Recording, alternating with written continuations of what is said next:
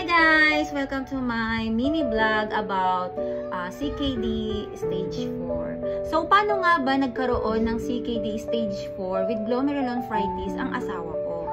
Ayan, sasagutin natin yung tanong ng mga kabatch ko. Ayan. So, nandito nga pala lahat ang kanyang records. So, nandito lahat. So, lahat to, punong-puno to. So, marami na rin kaming napuntahang mga hospital. Siyempre, hindi lang tayo sa iisang hospital. Kailangan din nating assure na ganun talaga yung sakit niya. So, pumunta kami kay St. Luke's, pumunta kami sa Bicutan Medical Center, ayan, sa Viluna, ayan. Siyempre, dun tayo sa Viluna kasi dun tayo palaging nagpapacheck up, ayan. So, yung una niyang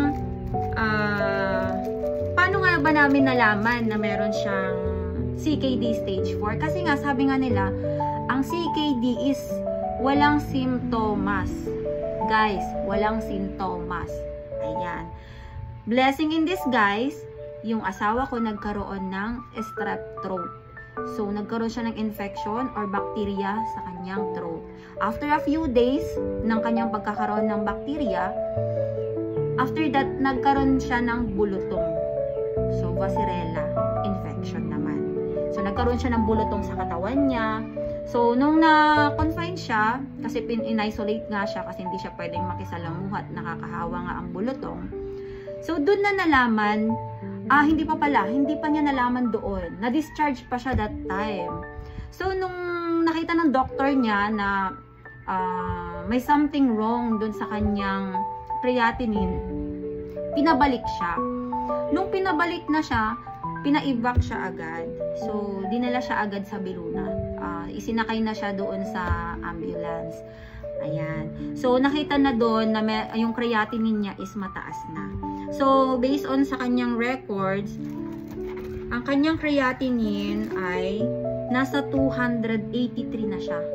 So, 283 na is wala na siya sa normal range ng kanyang creatinine. So, ang normal range natin ng creatinine natin is 60 to 120 or 140 sa male.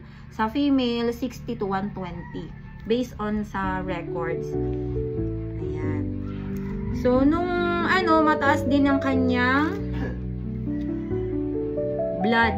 So, plus 3 siya sa ihi niya. Sa urine, mataas yung sa blood niya. Tapos, yung protein niya sa kanyang ihi, mataas din. Positive 4 din siya. So, ibig sabihin, yung ihi niya may dugo na. Kahit na nakikita natin na yellow pa yung kanyang ihi, pero based on sa urine result, may dugo na siya. Ayan. So, yung kanyang ihi niya, mabula. Yun talaga yung simptomas ng pagkakaroon ng kidney. So, may problema ang kidney pag mabula yung ihi natin. Kaya kayo guys, pag napansin nyo na mabula na yung ihi nyo, uminom kayo ng maraming tubig, ha? Tubig. Tubig is life. Ayan.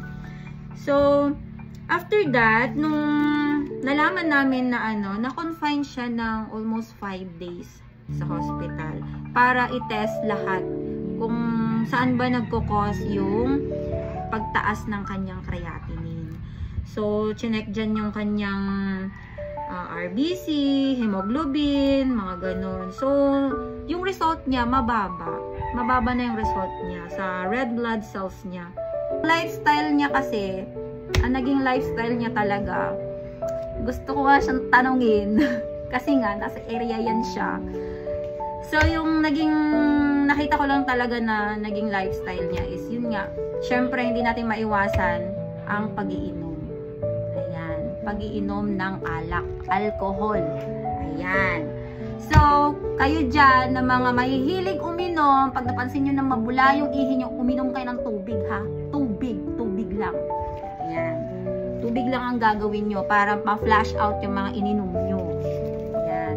Tapos, syempre, hindi lang yun yung cause ng pagkakaroon ng CKD. Lifestyle talaga.